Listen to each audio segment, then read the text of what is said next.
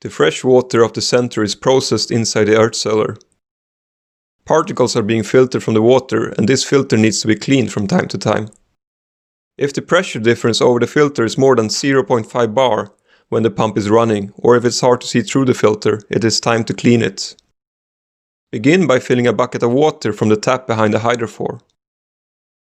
Close the valve marked 1, turn off the pump marked 2, and close the valves marked 3 and 4. Put a bucket under the filter and open the tap. Let all the water flow out and then close the tap. Undo the clamp and remove the outer tube.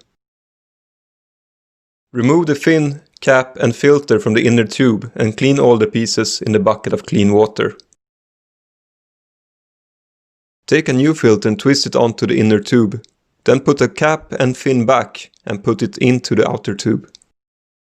Make sure the O-ring is in place and then put the tube back. Have the clamp loose to start with. Then close it, open it, tighten some more and close it. Repeat this a few times. Don't use excessive force. Turn on the pump and open the valves in reverse order. When the pump is running, check that there is no leak.